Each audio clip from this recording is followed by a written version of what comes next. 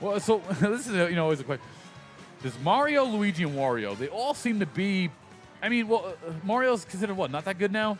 Yeah, he's weird. He's His like combo potential is good. he's got combos. He can kill. It's just sort of like he can't really do both at the same time now. It's really weird. I personally don't know where I would put him because I've seen Mario do great things. I've also seen him be pitiful. Sure. It really depends on who's piloting the character. Fair enough. Luigi's much the same case. They sort of made him like a almost He's like got that home run knockout up B. That is. He's like a flanderized version of what Luigi is always meant to be because Right. from Smash 4, he had a ton of ways to take a stock. Sure. He was always able to return to the stage. And he had fairly good normals that allowed you to box out your opponents. Yo, much love. Much love as Munel steps to the backstage. Pulled it away with the Wario victory. Very nice stuff there. I like seeing characters. I mean, it's so funny. Incineroar is a character that we saw a lot of, at least early on, maybe because he was the new DLC pick, but we haven't really seen much Incineroar as of late. Isabelle, another character, haven't seen too much of. Yes, they're both niche picks. Right. We're not going to see him in this set, but I'd love to talk more about them later as Sure. I've dabbled in them myself. But right now we're going to talk about Palutena and Dark Pit. So Palutena we've talked about a little bit on the stream, and this is actually one of New York's finest when it comes to the character. UtopianRay having dedicated a ton of time to this character. And regardless of her being like meta popular right now, he just loves her tools. Whew, I think you could see that from a simple enough chain. 3 short hops right into the fairs. Great stuff there. And Dark Pit, and that's what makes Palutena so strong. That 5-1, that Nair, that is so strong.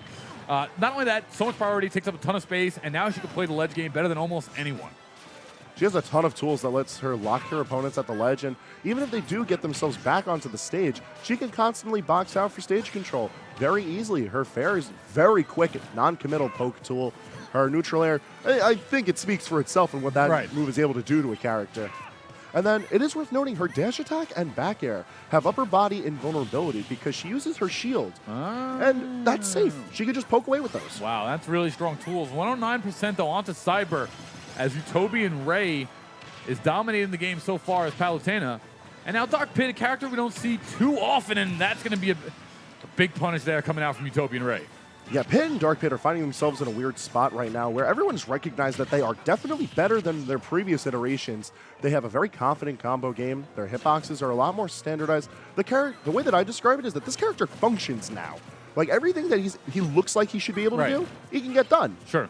And so because of that, we're going to see Cyber able to fight like back and forth with Ray when it comes to stage control. Woo! All right, though. However, Cyber going to get right back on top. And he's got to eliminate Palutena here, and that's a great snipe shot coming out from Cyberman65 as we're seeing UtopianRay get eliminated right there. 24% though back onto Cyber. And so far, I mean, and look, that Nair, up air. There's those 2 5-1s that are just so detrimental coming out from UtopianRay. There's just so much he could do to follow up off of the Nair. Even Nair itself, depending on how the opponent DIs. It's totally safe. It's a good move. It's a great move, and look at this. I mean, what are we? UtopianRay just seems to have the number right now of Cyber. Here's the thing. You got to get Palutena in the air because her landing and her ability to, besides her up B to maybe dodge, but move-wise, she doesn't really have too much. That's absolutely correct. Finding her landings and punishing them are like the key aspects to getting around this character because you can't really find an opening from her moves. Nair just covers all around her. You can't go in above her because up air is ridiculously strong. Right. And then, like I was saying earlier, you can't really approach her from behind because of back air's invulnerability and forward air being really fast. So instead of just challenging the moves, you wait for them to clear out. Now, Cyber's a smart player, and his Dark Pit is no slouch. No.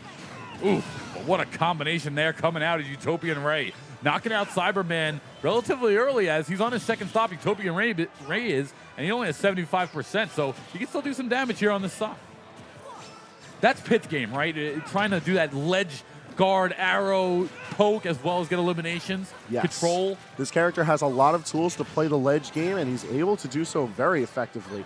The differences between Dark Pit and Pit are very small, but they're noticeable in how Cyber's been using them, most notably the silver bow. That arrow that comes out, it's not as versatile as Pit's arrow, but it hits harder. We've already seen it take a stock, and it's very possible to take another one. So you're trading direction for damage. Yep, and knockback. I see. So can't do as much as the whizzing around. Yep. Interesting. Okay. And then the other change is in the side B. We've seen it a couple of times from Cyber, but it hasn't been too impactful in this match. And that would be the electroshock arm. Okay. When that thing comes out, right, you best be shielding it or getting ready to punish it. That thing hurts. It hurts, and it definitely kills, especially with this percentage that's on UtopianRay. Cyber doing some damage here. UtopianRay 174%, but lands on forward B while fading away, still able to recover. Great use of a little bit of directional change on top of the damage. It's actually still anyone's game despite Cyber being down 71% and rising.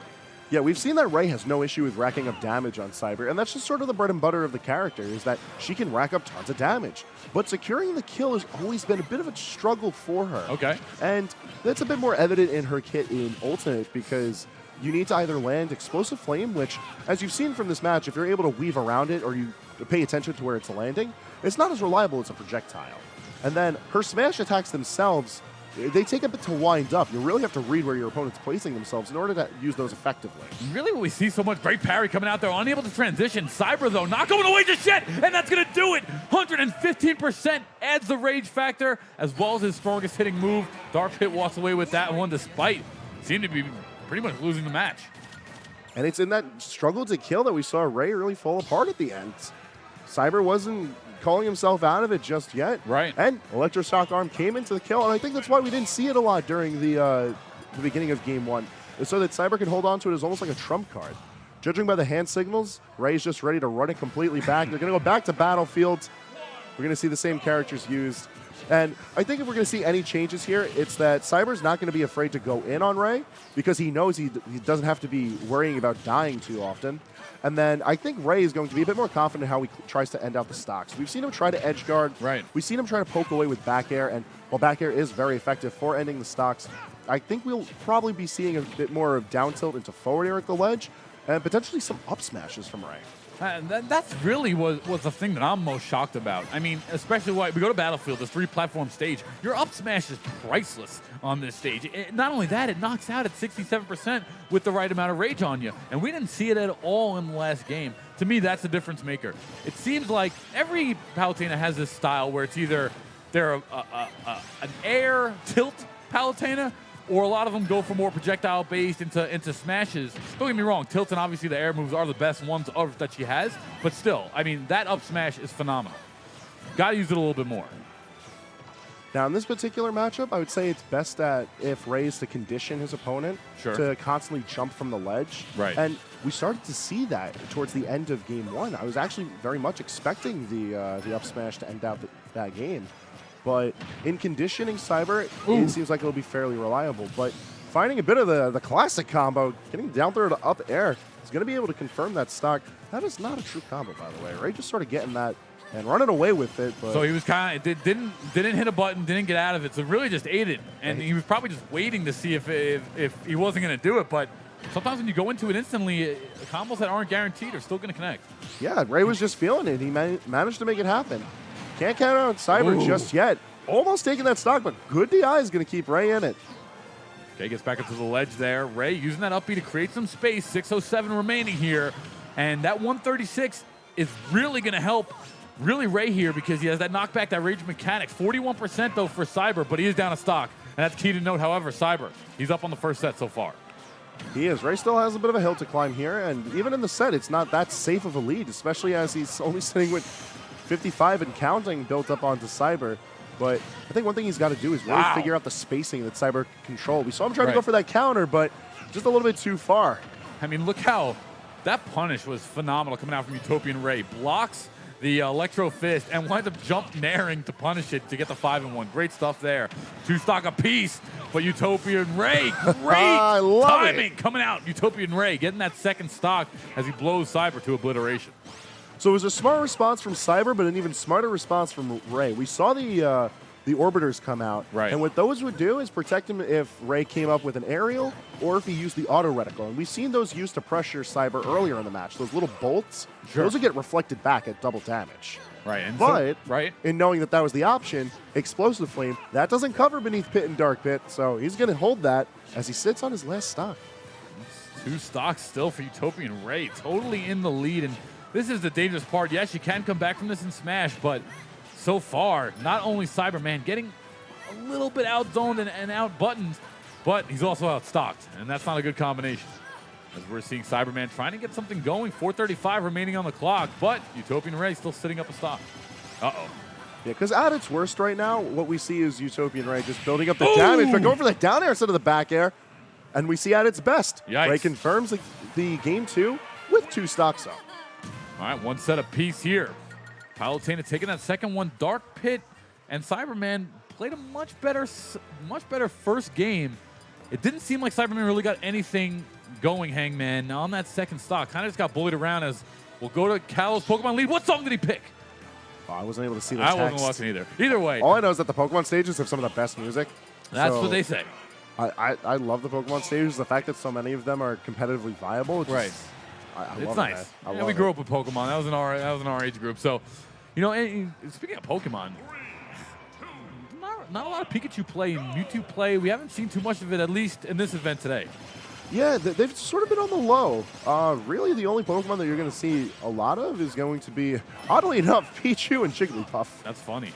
It's just one of the many oddities of Long Island. Jigglypuff still good, or Better than they were in Smash 4. okay? Well, there you go. However, though, big stock life lead here for Cyberman. What happened there, Hangman? Ray was trying to pressure Cyber at the ledge. Cyber decided it was time to just get out of dodge, and then during all of that, Ray misinputted, found himself too low, died at 10%. Oh, that's gotta hurt, especially when we're talking about a potential set, not even a potential, a set eliminating match. Yeah, this is the Game 3 situation we're sitting in, so like pressure's on for these guys to stay alive in winner's bracket, and a consistent theme about the AON weeklies has been that loser's bracket is a death sentence, man. It's a shark pit down there. Sure. You don't want to be in the loser's bracket where everyone's still trying to get into the money. So many good players coming out here to AON Gaming in Deer Park, New York, and just like that, UtopianRay has been able to eliminate Cyberman's third stock, and now they're sitting on 2 apiece. Jeez, UtopianRay parrying on the fly, on the run, one of the fastest projectiles. And one of the best things I like about Ray when he's going in for the reversal on parries is the fact that he's not just openly parrying and then just sort of like feeling out what to do then. He already has his response prepared, and that's the important part about parrying. Parrying, it's not the same as perfect shielding from previous iterations of Smash, where you just get off scot-free for doing it, and it's always better than a shield. Sometimes it doesn't benefit to parry unless you know what you're going to do right out of it, and we've seen that from the few times that Ray has gotten his parries off. Yeah, you got to be able to parry, take advantage of the advantage itself, and be able to get on in. But so far, Cyberman starting to build a little bit of onus here as both players sitting around 70%. Cyberman trying to get up off the ledge there, but a nice nair coming out from UtopianRay once again puts Cyberman into the depths. But a nice roll will get Cyber on top of the stage. We're seeing a lot of defensive adaptations from both of these players. The way that they're spacing their moves, the way they're reacting to certain things. We've seen reflectors come out on both sides, and now we've even seen Cyber drifting around while using his orbiters. We've seen Ray very freely willing to use his reflector, which is not something we saw earlier besides the counter. Nice DI there. And that the nair coming out from UtopianRay going very low. Gets him back up, though. That nair is so dangerous from Palutena and a back air. Winds up connecting as Cyberman sitting on his last stock here. But he can still come back. Yeah, Cyber's been playing, like, all things considered, Cyber's actually been playing this phenomenally. I agree, I agree. And, like, it's something, it's very pleasant to see because he was previously one of Long Island's best players. He used to play Sonic in Smash 4, and it took him a while to really find his bearings here in Ultimate. But I think if there's any set to really showcase that he's starting to really get a grip of playing Pit and Bracket, it's this set because, like I said earlier, Ray is sitting as one of the best players in New York right now. He's got some hefty wins under his belt, and when he beats you, it's a dominating beating. I mean, look at this jump nair coming out 3-4 times from UtopianRay, and the Cyberman looked, wow, great pokes coming out. Down tilts. That's what I was telling you, man. That down tilt at the ledge is brutal for amazing. It 2 frames, it picks up close to the ledge. It's very safe to use. It's very similar to the sorties when they use their down tilts, be they Lucina, Marth, Ike. The way that they're able to safely poke away at the ledge, find a response, is so good. And the fact that that happens to find its way into Palutena's kit is astounding, especially with how quickly you can see moves follow it up. Wow, and like you said, right there, that is just, the pressure forward tilt coming out there from UtopianRay, and winds up walking away with the set. He played that third set, UtopianRay played it phenomenal. literally played the Palutena's kit, stayed in his wheelhouse, never worried about outside of it, stayed to the strategy game plan the whole time. I'm so happy, too, because I saw that SD at the beginning of the game. Right. Dying at